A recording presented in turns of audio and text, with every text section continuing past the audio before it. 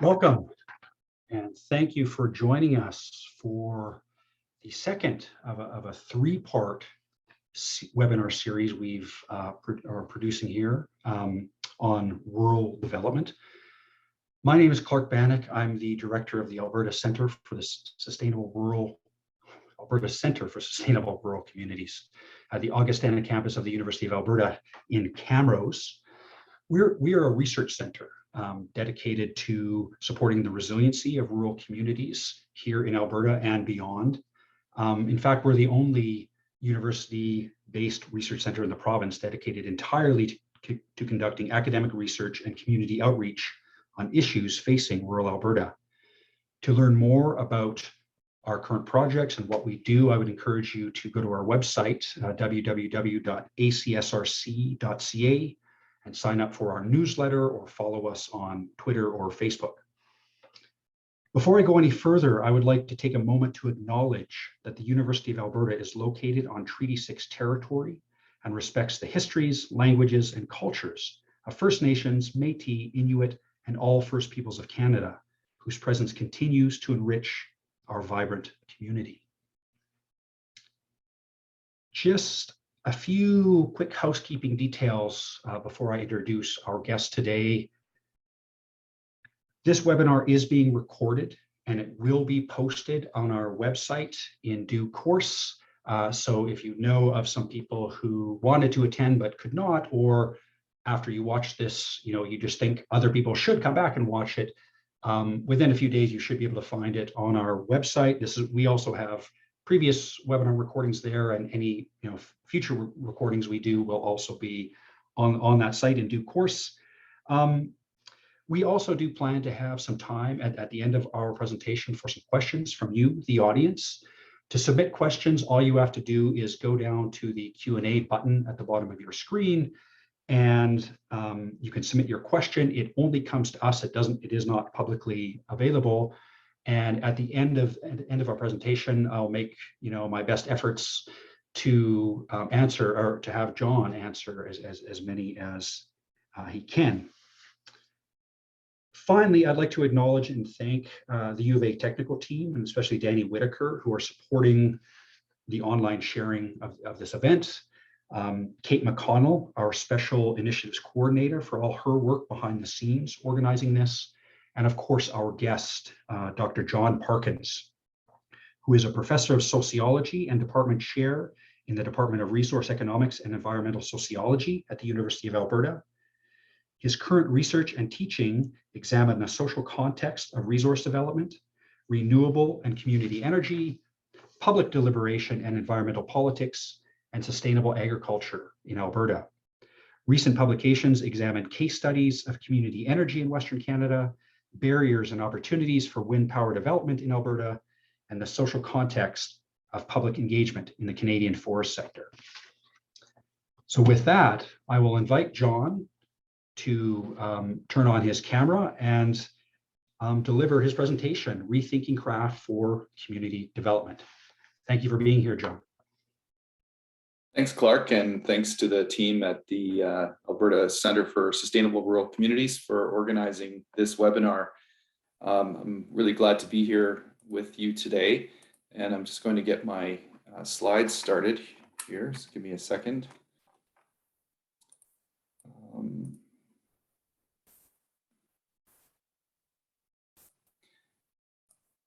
So hopefully you can see that okay. I have a series of slides that I'll be walking through today to help us think through this concept of craft for community development. So I'm glad to be a part of this series on different takes, different ways of thinking about rural development. And my background is in rural sociology, and since the mid-1990s, I've been thinking about and working on issues of rural development, particularly within the context of rural communities and rural industries, so forestry, mining, energy, and so on. So I'm often quite interested in examining the linkages between industry and community development. So what I want to do is talk you through this idea of craft and the process of developing craft work, craftsmanship for the purposes of community development. But before I do that, I want to talk to you about the general challenge that I often think about in the context of rural communities, which motivates a lot of this work. So why are we interested in community development? Why would craft be something we look to, as a motivation for thinking about community development? So I'm going to start with a challenge, and then we'll work our way through the challenge and back to the idea of craft over the next few slides.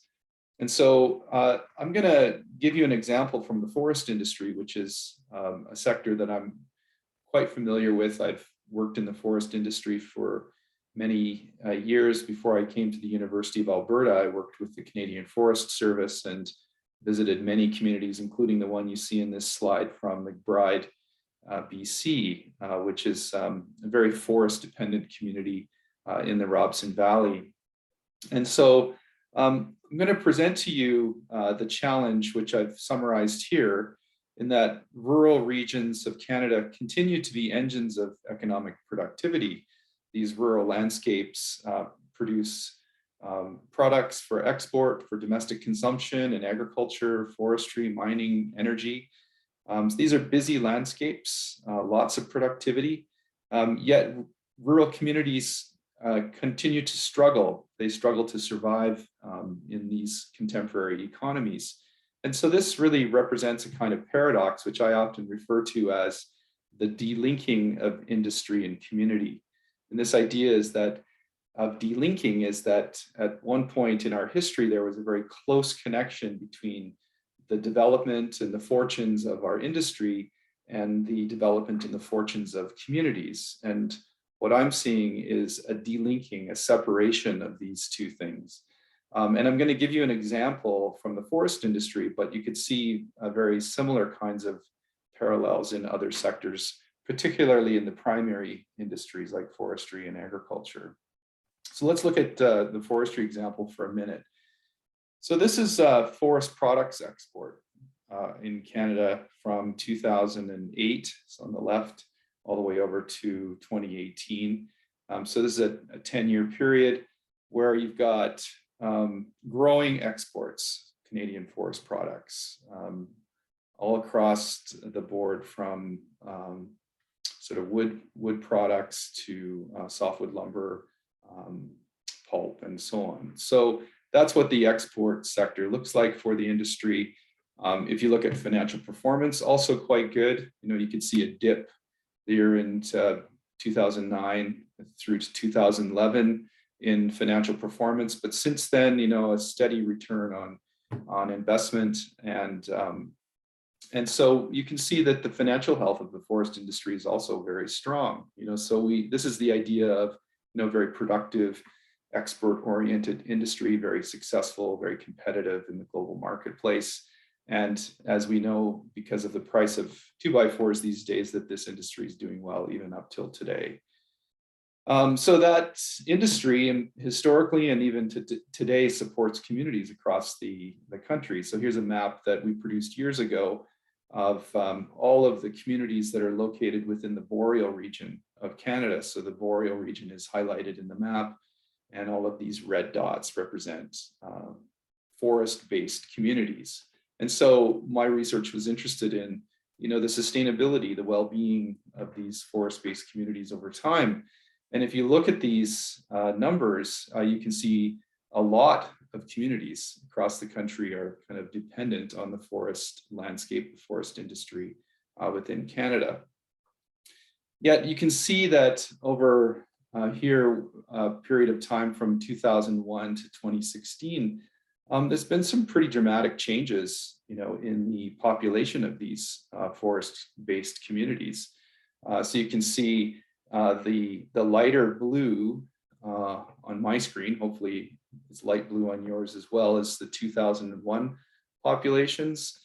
So this is, the vertical axis is the number of census subdivisions, which is basically the number of municipalities. This is Statistics Canada data. They refer to census subdivisions as municipalities. So you can see that the the number of municipalities with populations 1,000 to 2,500 was around 150 forest-based municipalities in 2001, and that's dropped down to 50. And then population of 200 to 100, so quite small communities, you can see an even more dramatic drop from around 240 communities all the way down to about 60 communities. And so here you see some pretty dramatic population decline, which is often used as sort of a common indicator of the sustainability of the community. Can it sustain its population, therefore its services and livelihoods for people who live in those communities? So just that slide alone suggests there's some challenges there.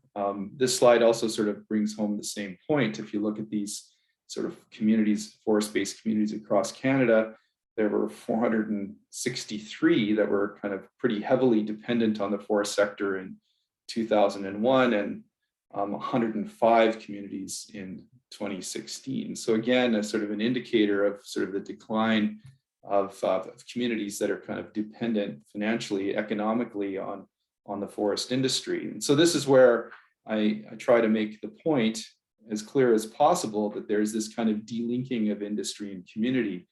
On one hand, we have industries that are thriving, that are prosperous, that are globally competitive.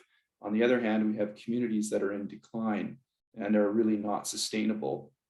And so this is the kind of delinking process that we're looking at. And so this creates a huge challenge for us as a country. And this is present within the forest industry, but it's also present in agriculture and in other sectors of the economy. So for example, we know across the prairies that there are many communities that are now ghost towns. There's nothing left there except for perhaps a postal code, but nobody's living there in those communities anymore because we just don't need the kind of large populations, the large pools of labor that supported these industries in the way we once did.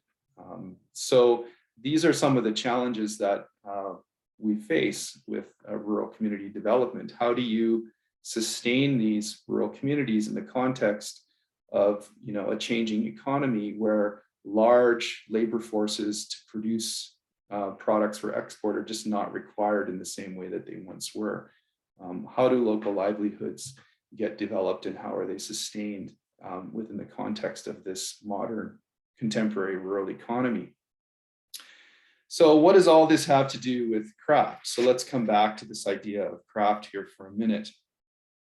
Let's talk about craft, as a concept, right? So we often think about crafts as, things that our grandma did, perhaps, like quilting.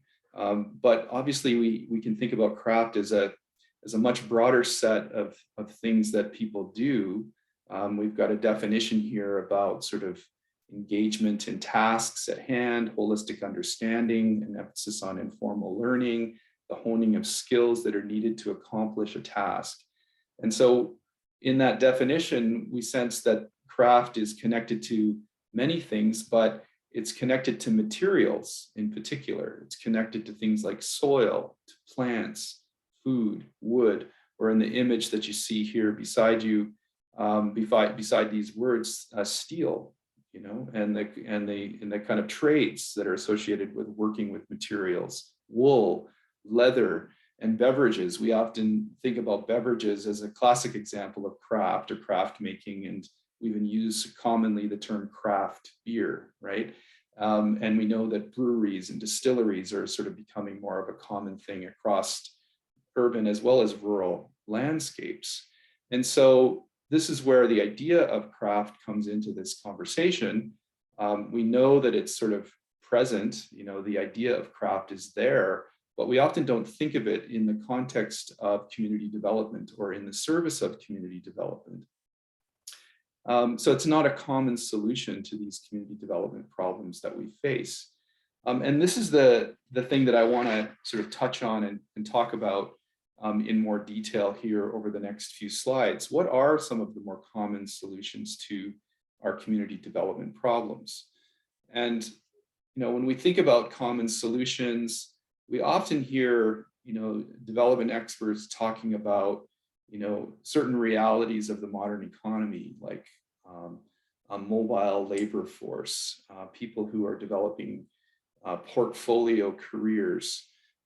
Portfolio careers relate to, having multiple kinds of livelihood strategies, not just working for one employer, but having sort of many kinds of irons in the fire, many kinds of strategies to, to develop their livelihood, often referred to as a gig economy.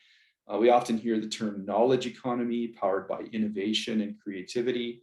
Certainly, any conversation around, these common solutions to our development problems refer to innovation, and creativity as sort of key things. We often hear about regional development, clustering of infrastructure, and supporting agglomeration economies, kind of working together to attract big business, to attract industrial partners. Those are the kinds of common solutions that you often hear about in this context. So, from the common solution view, from the view of innovation and creative industries, the idea of craft or crafting and the craft economy feels like it's going in the wrong direction. It feels like it's something about our history, right? It doesn't really tap into this notion of a modern, innovative, knowledge-based economy. And it's really on the wrong side of globalization, right? Craft is all about the local, the particular specific kinds of things people do in their communities, whereas modern economies need to be outward looking and, more global in scope. And so we could often think about craft and the craftsperson as kind of being outdated, or irrelevant within a modern economy. So, just to summarize in the box here, sort of craft is sort of bounded by tradition, isolated in place, and outdated form of manual or material labor. And that can contrast with, innovation, forward-looking, mobile, soft-skilled, adaptive, and limitless kinds of opportunities, in the modern economy. Think about, the craftsperson in contrast with the knowledge worker with their laptop and an internet connection, and that's all they need to, get their work done, right? So we can see these sort of contrasting visions of what community development could look like, kind of represented in this way. So the common solution to our development problems often don't really take into consideration craft and processes of developing craft. And so that's something that we wanted to contend with in our work over the last couple of years. And so we wanted to challenge this notion that craft is irrelevant or somehow outdated. And so we've taken some inspiration from some authors who've been talking about craft in popular books as well as academic books. So the book on the left, The Craftsman, is written by a very famous sociologist, Richard Sennett. This book in the middle, Shop Class as Soul Craft, an inquiry into the value of work, is more of a popular book published by Penguin Press. And then a more recent book by sociologists referred to as Masters of Craft. And it's really looking at this idea of craft in an urban context, in this case in New York, and looking at things like modern barber shops that are trendy, or butcheries or distilleries.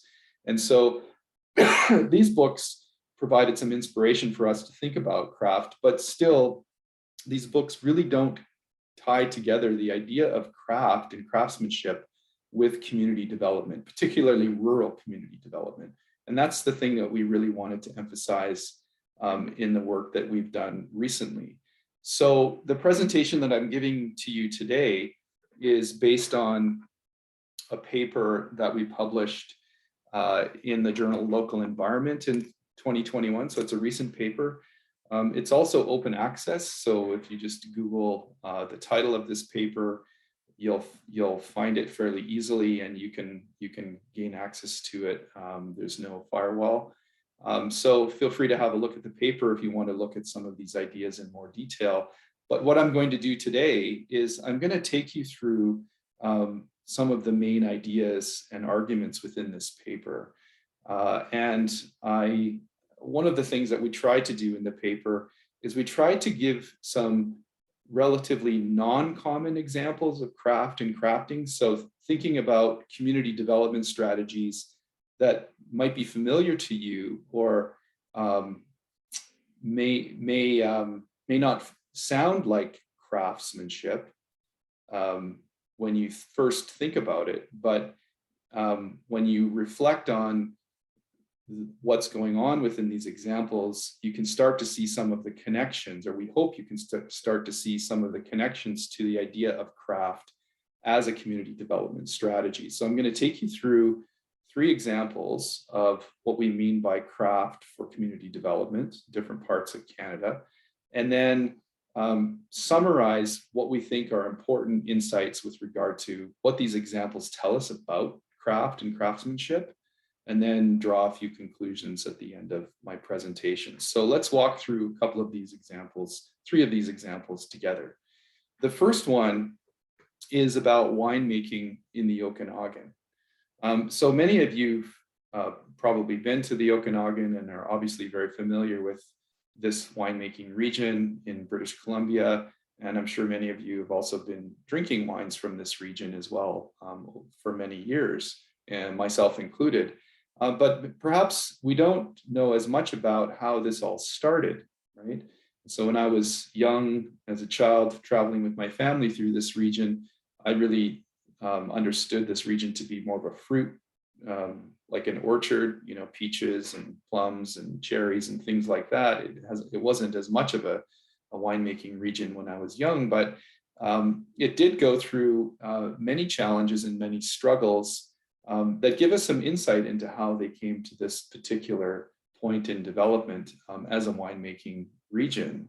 So winemaking took off in the 1970s, but it was really a non-competitive space. There was limited land at the time that was in great production. Even more of a constraint was the lack of knowledge about how to grow grapes and how to make wine in the region. Relied on connections to California and Europe. But eventually this sort of progress in winemaking led to the development of skills and led to the labeling of this region as an appellation, as a protected winemaking designation. And there was this sort of overall commitment to what we call terroir, you know, this interaction with the environment and farming practices that has led to what we understand today as, you know, this very productive and successful winemaking region. But the important part of this story is the way in which the craft of winemaking developed slowly over time through processes of learning from other parts of the world, California and Europe, and the networks that were required in order to make that happen. So there were challenging conditions. These challenging northern conditions for winemaking spurred lots of innovation and adaptation to how wine was being produced in the region, and sort of the uniqueness of the wine that is produced there. The combining of learning from Europe, the traditions of Europe, with the kind of open mindset and adaptability of the California industry. And then all of this sort of crucially became a part of the regional development strategy that blended, you know, the kind of winemaking with brand and placemaking processes that has made this a very successful example of craft and craft making in the region of the Okanagan. And this relates directly to issues around how craft is deeply involved in agricultural production, but also sort of the beverage industry in particular. Another example, which you may not think of as craft and craft making, comes from the forest industry and community forestry. So community forestry is a very popular concept in British Columbia, and the map on the right shows you all of the community forests in the colored areas that are dotted across that province. And so community forestry is really a small scale or a smaller scale forestry operation. It's an alternative to industrial forestry, which still is very dominant within the province. So it coexists with the larger industrial forest operations, But the core things about community forests are that the forest around the community is controlled by the community, right? So the community makes decisions about that community forest, and the benefits that flow from the community forest go back to the community itself, right? So there are these monetary as well as non-monetary benefits that flow to the local community. And one of the things about community forests is that it has a way of kind of reconnecting people to that local landscape. And it facilitates many different kinds of things. So obviously there's the utilization of forest products. So on the left, you see a small scale containerized sawmill. On the right, you see cycling, which is actually a large cycling network in Burns Lake, which hosts annual mountain biking competitions and events, that becomes an economic driver for the community. So you really get a sense of kind of localism and placemaking through community forestry that's really crucial to the idea of community forests as a type of craft and craftsmanship. And so a few quotes from people who are involved in community forests talk about this connection. They say, we're not focused on making 2x4s, we're focused on making a community. Community forests are the farmers' markets of the forest industry. They talk about humble beginnings, right? So these community forests have been around for 30 years, but at the beginning of that time, a lot of people had doubts about whether these community forests would actually survive. They were referred to as pilot projects. There was limited ability or capacity to develop, very complex forest management plans, and there was a lot of learning about how to do those things, but also working collectively, through a provincial association. So the British Columbia Community Forest Association is really instrumental in bringing all of these groups together from across the province to support the development of community forests. So, this example of, how important the wood is kind of brings to mind the idea of craft, this sort of really careful attention to the local products that you're working with and how unique and special they are, right? So they talk about buyers who come to where the wood is, right? And we provide maps of where the wood came from and photos and a story as to the tree's journey. And so, that particular tree, where it came from, then gets produced or gets converted into or transformed into a musical instrument or a very special piece of furniture or other kinds of things that really, speaks to the idea of craft and craftsmanship in the context of community forestry. And then, of course, local relationship building and reconciliation between Indigenous and non-Indigenous communities is also a big part of community forest initiatives throughout the province. So that's our second example of community development in that, has many dimensions that are associated with craft and craftsmanship, but we maybe don't always think about that, as a type of craftsmanship. The last example is urban community gardens. So this is a very different kind of community context. So we're thinking here about communities in an urban setting and thinking about the popularity of community gardens and community agriculture in particular. And so, this example sort of brings up a number of other sort of elements of craft that we could talk about. So the example in the paper that we wrote is from Prairie Urban Farm, which is a community garden on the U of A South Campus. It's 1.5 acres of mixed fruit and vegetable production that's based on a network of volunteers and mentors.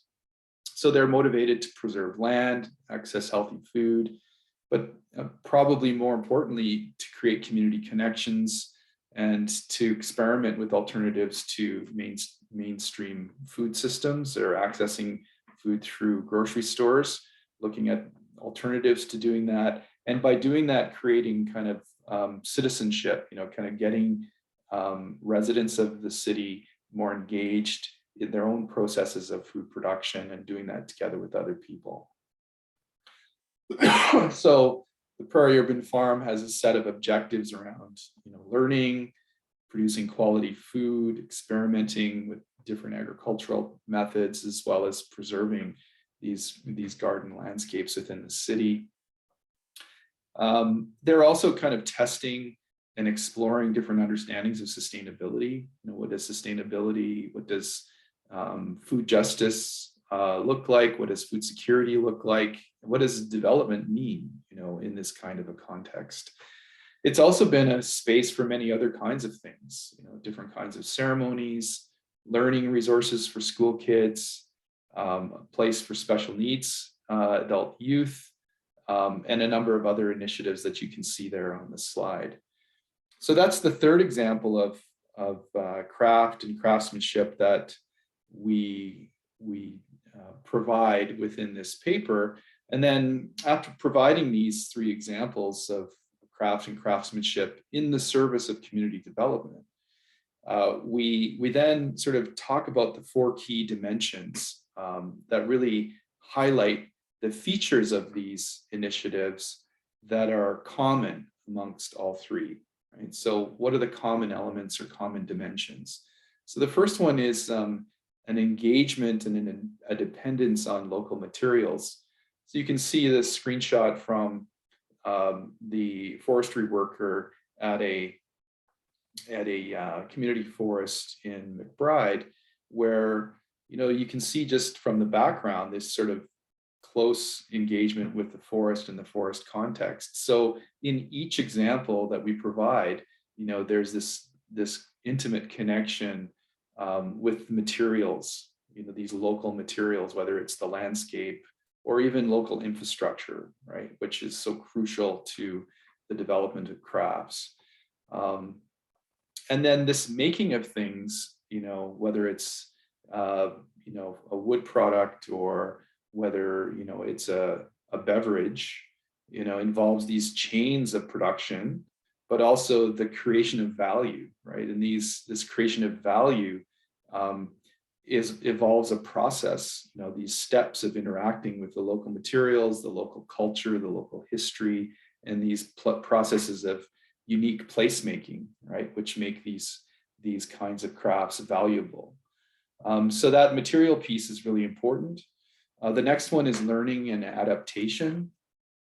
And so in each case, there is extensive learning that goes on within these examples. So the Okanagan example is a good one, where there were a lot of struggles, a lot of limited capacity when that winemaking region got started, and slowly over time through extensive, in this case, international networks, the capacity was built and adaptations to the local context were made in order to be successful.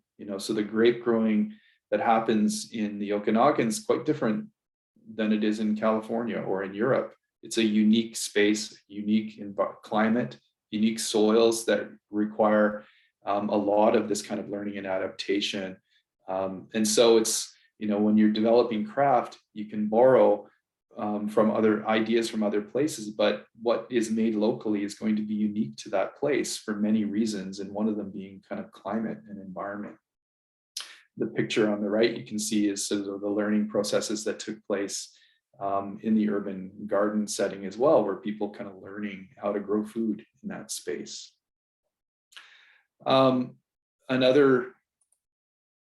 Another key point is localism and placemaking. And so this is really one of the key alternatives to some of the big investments and growth and capitalization and sort of more homogenization of development that we often see. So we're talking about an alternative to the roadways within many communities that look very similar, the same kinds of stores in every place, right? Sort of replicating that common development approach that every community takes with chain stores and so on.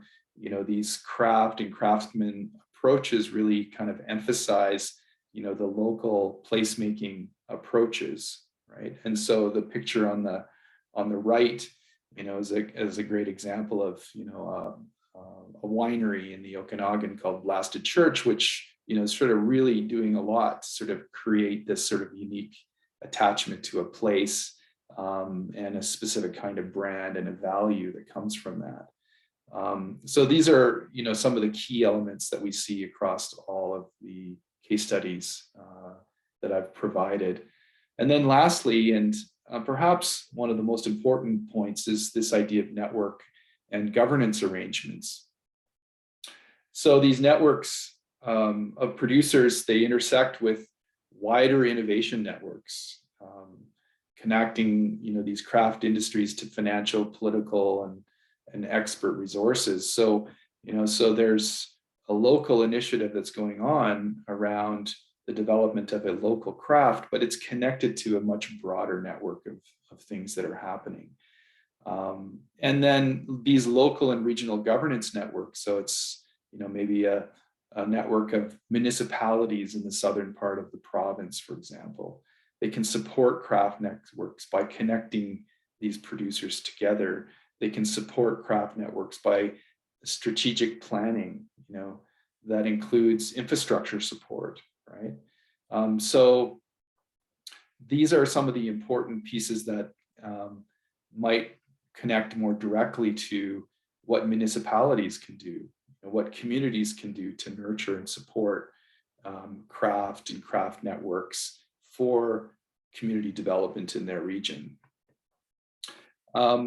So in conclusion, what I'd like to say is we've written this paper and we've kind of developed these ideas to confront some of these sort of common approaches to thinking about community development, to provide an alternative to some of these ways of thinking about community development, and to challenge the idea that the only way to move forward is through these capital intensive initiatives that are somehow imposed upon communities from the outside, right?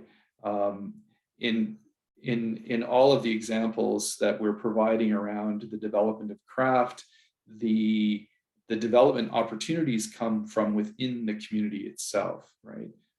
There's a development of skills and abilities and capacities that emerge over time.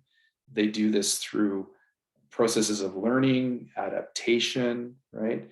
And these crafts may already be present, right? So the capacity to produce things like a timber product might already be there, but it emerges and grows and transforms through these networks into a deeper, more rich, more local, a more valuable kind of craft making experience. And then communities can play a role in this, right? They can recognize craft as a community development opportunity. It's not just some kind of nice local initiative that has no connection to community development, but it could be integral. Craft making could be integral to a strategic plan. And communities can help to foster that through networks, through zoning, through bylaws, and infrastructure to support to develop these kinds of crafts. So these are some of the conclusions that we've come to in the work that we've done so far.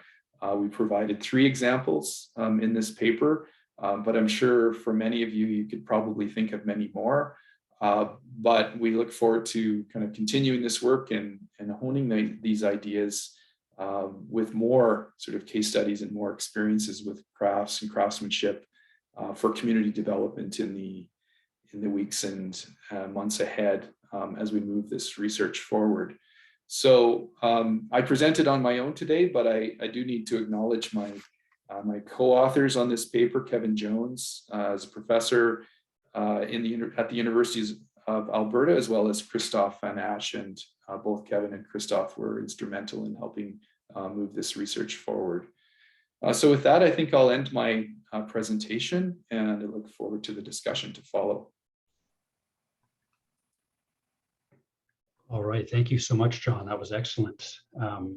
Lots of different ideas buzzing around my head listening to that presentation. I hope that was the same for the rest of the audience. So We do have some time left if there are audience members who have questions. All you have to do is enter them in the Q&A link at the bottom of your screen. One of the questions I had throughout about 90% of the presentation, and then towards the very end, you actually largely answered it, but I'm going to ask it anyway, just to see if there's a little bit more to kind of squeeze out of you here. I very much appreciated kind of the emphasis on kind of the bottom-up approach that this kind of focus on craft entails. You just a minute ago mentioned that, you know, this is a way of thinking about community development where the ideas and the skills are already in the community themselves. So it's certainly not, you know, a top-down approach to community development. My question, like I said, you kind of already started to answer it, but my question was around ways in which, you know, development agencies, you know, government-funded development agencies, or, you know, economic development officers in municipalities or what have you, could do a little bit more concretely to support this kind of thing.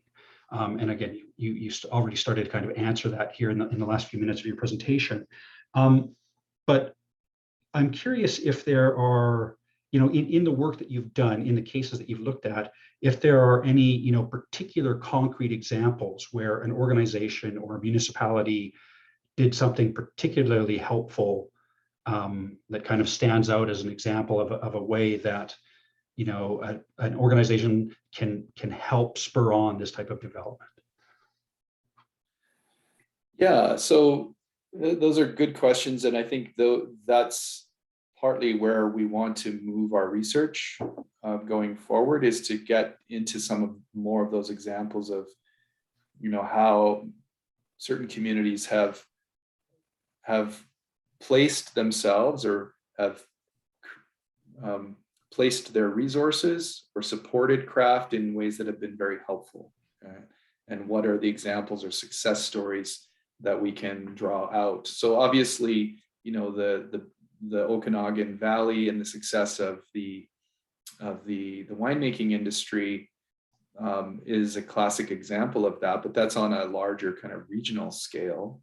But when I think about what some municipalities might need to do in order to make craft something more viable in their community, is to think about the ways in which bylaw and zoning constraints might limit where craft making can take place. So like a hypothetical example would be, you know, if you have somebody doing craft making that is, you know, that can only do that in a light industrial park on the edge of the town, but in reality they should be on the main street because it's a smaller scale, it's oriented towards consumers who come and participate or observe or purchase the product at the street level. You know, there may need to be zoning that allows what would normally be in a light industrial park actually on or beside or adjacent to the main street of town, right? So those kinds of zoning things seem crucial. And I've heard that, for example, from the brewery industry, right? So in many communities, if you're going to do beer making, you know, beer production, you're going to have to be out on the outskirts of town. Well, that's not the best location for community development, right? That's a good location for producing massive amounts of beer for the province, perhaps, because you got to truck it out to many places. But you know, if that brewery is interested in community development and that's one of their goals, maybe they need to be closer to the downtown. So bylaws, zoning needs to allow for that kind of thing to happen. So I think that's one example. That was a very helpful one. A question from the audience. I'm curious, with the Okanagan example, could you speak to the balance between value-added wine and the loss of prime orchard space in regards to food security in Canada, as the Okanagan and Creston and Southern Ontario are the only places we can grow stone fruit in the country? Yeah, that's a good point. And I don't know if I can speak to that very effectively at this moment, but I certainly take your point that, when we convert, one type of food production to another, there are going to be winners and losers, and food security is certainly a concern in that context. I think one of the broader concerns that we also face in these kinds of conversations is the concern that is associated with gentrification, right? So where you take a space and you convert it into a higher value experience that's got a higher price point, it attracts wealthier, clients, and can potentially displace people who are in a lower income setting, right? So this process of gentrification is always a concern in urban areas. I'm not sure it's as much of a concern in rural areas, in a rural context, but I think there's also potential for that there as well. But that the concern, I think, generally around replacing food production with other kinds of higher value production is certainly a concern we share as well. But just the displacement of kind of lower cost products with higher cost products and that have equity issues, I think is also something that we're thinking about and concerned about, but I don't necessarily have an answer for you at this point in time. So the questions are rolling in here. I'll pick a few that we have time for. This is a bit of a comment, but I think it might spur maybe a bit of conversation as well. I really love Richard Sennett's book, and I've been involved in small scale agriculture for most of the past 10 years. So I'm not posing this comment from a dismissive place. However, I think it's important to pay attention to craft in a greater socioeconomic context. Wine is, or at least can be, a luxury consumer product. I would argue that lumber from a community forest is probably the same. And does the urban farm actually allow people to be employed full time with a living wage? So, like I said, I'm not sure there's a question there, but if there's anything you want to kind of grasp on and respond to. Yeah, I take your point. I guess we're thinking about these ideas of is craft simply just an elitist experience that has negative equity implications, and I guess that's probably the case largely for the winemaking region, but I think winemaking is also labor intensive, and it probably does provide employment opportunities in a meaningful sense, whether it's in the grape fields during production or whether it's in the processing facilities. But I think a better example is community forestry. I've thought about community forestry for quite a while. I mean, community forestry really is there primarily to provide employment opportunities for people to live in those communities. If there wasn't a community forest, there would be fewer jobs. That's just plain and simple. That's one of the main goals of community forests, is to provide local employment. And if you watch these videos of, for example, the screen grab that I showed you in the PowerPoint presentation, that forestry operator, was saying in the video, if I didn't have this job, I'd be living in another province. I wouldn't even be able to live in my hometown. So I think there are concerns around, gentrification or the elitist approach to craft and craft making that do have equity implications, but I don't think that's always the case. And I think there's lots of examples of craft that really do kind of provide value for communities and for local livelihoods that otherwise wouldn't be there. Thank you. Another question. In your presentation, you mentioned food justice as it relates to food security. Can you define this term and give an Alberta example? Food justice. Yeah, I think I was sort of struggling with words there in that moment, because I saw on the slide the word justice, and I was trying to attach it to something a little bit more concrete. So I said food justice, but I think, I should call it, food sovereignty, or, make a distinction between food security and food sovereignty. And I think about food security, as a kind of a more market-oriented idea where people should have the security to access food. And that's often associated with being able to afford food, dealing with the cost of food. Food sovereignty is a stronger argument that's sort of located in sort of basic human rights. And, currently we're having conversations in Canada about the cost of housing, and thinking about housing not as a commodity, but, as a basic human right. And I think that's the same thing with the food sovereignty movement, is that, it's sort of having the right to, secure healthy foods, that is invoked in the idea of food sovereignty.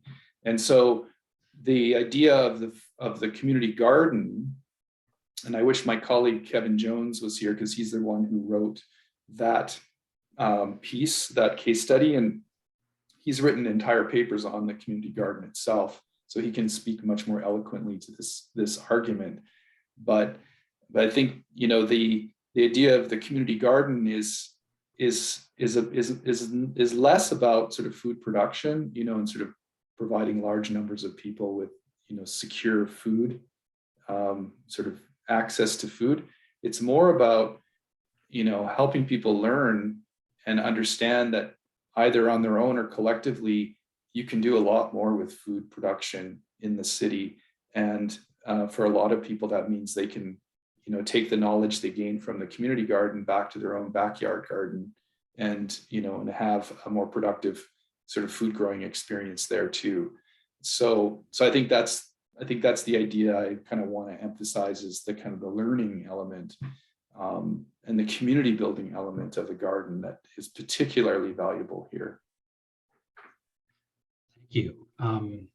So I have another question here, but I'm going to read it, but I'm also going to piggyback on it and ask an even broader question related to it. So the question itself is, do you see the role of community social workers playing a part in these issues to spur community engagement, social capital, community advocacy? Any recommendations for how to get involved? So that's the specific question. But in my mind, it also, points to this larger question of, how do you, to take a step back, I think we would all agree that the good ideas and the craftsmanship and what have you already exists in these communities. The challenge often is how to motivate people to actually, go for it, to get together and launch whatever, initiative they're thinking about launching and kind of keeping it on the rails. So the question is asking, is there a role for community social workers to kind of, spur on this community engagement? And, my question piggybacking on top of that is, where's the magic sauce? What are the secrets to, getting people to take those ideas and those skills that do exist and launch something like, a community forest, or, whatever we're talking about, whatever initiative we're talking about? Yeah, it was a good question. I guess I hadn't thought about this very much. I mean, I have some family. My son's involved in a social work program, and thinking about the things he does, sort of working with young people, working with people who are trying to sort of put their lives back together in different ways, young adults, young children. I'm not sure if that's what we're talking about in terms of social work, or if it's more of like a community planner, community organizer type role. But nonetheless, I mean, the work on craft and craftsmanship has focused on things like the healing ability of craft and craftsmanship in a post-disaster setting. So for example, Christchurch, New Zealand, after the earthquake, little crafts groups were instrumental in the healing processes and in the community building processes of a post-disaster environment. And there's examples of that around the world. There's also these movements like men's sheds, for example. We write about that in the paper, where there is this sort of community building element to it, sort of bringing people together, which is recognized as extremely valuable, right? So there's the social and psychological benefits of craft and crafting that are as well understood. I guess what we're trying to do is sort of tie that back a little bit more directly to community development, like community economic development, right? And what that can look like. And we're trying to give some non-traditional examples of that, right? To sort of expand people's imagination of what craft could look like, in their own community. So hopefully that's a reasonable answer to the question. Thank you. We're right up against it here, and we have a number of other questions that have come in. I'm going to ask you one more, and we have a minute or two to address it. And I'll admit it's a bit selfish because it's a question I had too. Listening to this, that I'm doing some work on the cooperative model and rural economic development and what have you. And someone has noticed the same parallel that I was thinking about throughout. Is there a connection to cooperatives or the cooperative model when you're thinking about kind of craft and community development? Yeah, I think it really relates a lot to the types of ownership structures that make sense depending on the type of craft you're working with. So, for example, with community forests, the community forest is most often structured not as a cooperative, but as a community-owned corporation, right, with a board of directors. So it's a community corporation where the shareholders are the community members. But the idea of cooperative could come in if you have a number of artisans, who are kind of working collectively together and want to sort of gain benefits or gain capacity to work together as a cooperative. And the cooperative model has these sort of values around, or these features that are both related to sort of private as well as public sector kind of, I'm not doing justice to this, and I also feel like I'm running out of time, but I do see that there's some benefit to cooperatives depending on the way in which you want to structure your organization. So if it's a collection of breweries, for example, that want to do some cooperative effort around marketing and placemaking and strategic development within a region, a cooperative would make a lot of sense in that context. So maybe I'll stop there. Fair enough. It is a big question. Yeah. So thank you. I'll take you off the hot seat. That was wonderful. There are a number of other questions that came in. I think this generated a lot of interest, but we did have some good discussion anyway at the end.